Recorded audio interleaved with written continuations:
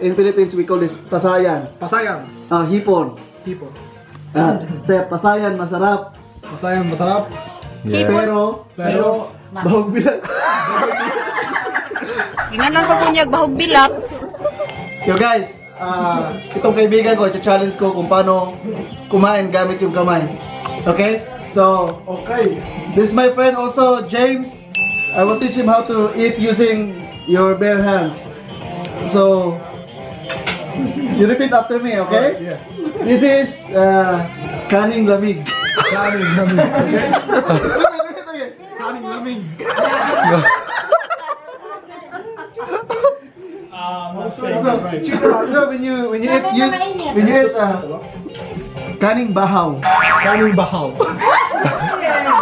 Again. Kaning bahaw. Kanin bahaw.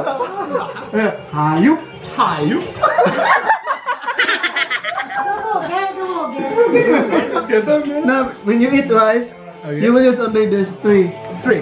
Yeah, three, like this. Like this. Yeah, like that.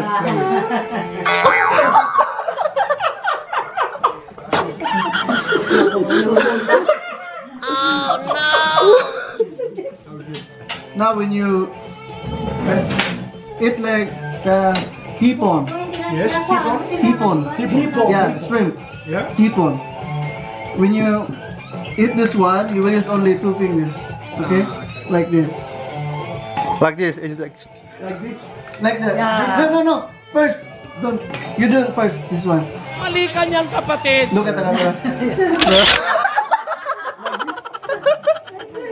yeah, like that.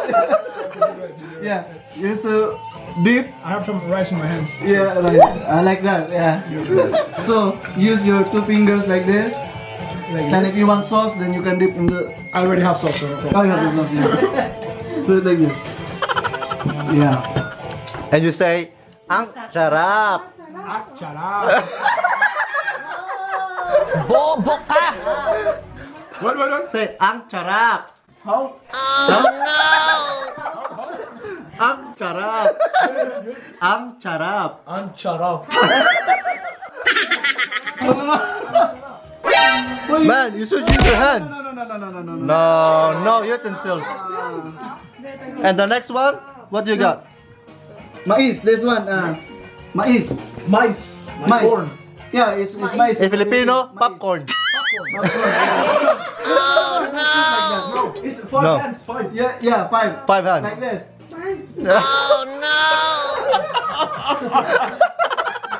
It gets stuck to me.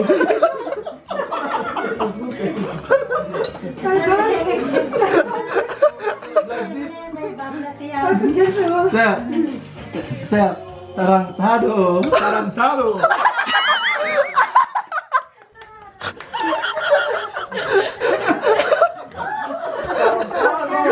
Tarantado.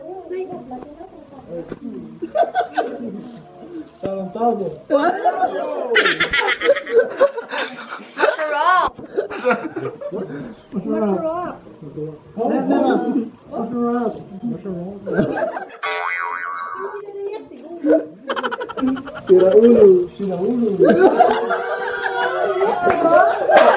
Aku.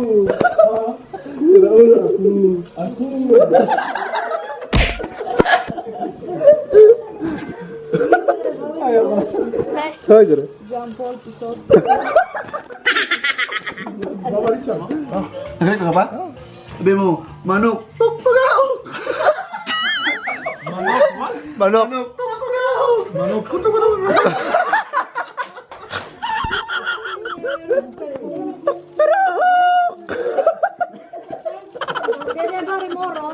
This is, in Philippines, we call this pasayan. Pasayan. Hipon. Hipon. Sa pasayan, masarap. Pasayan, masarap. Yeah. Pero, bahog bilang.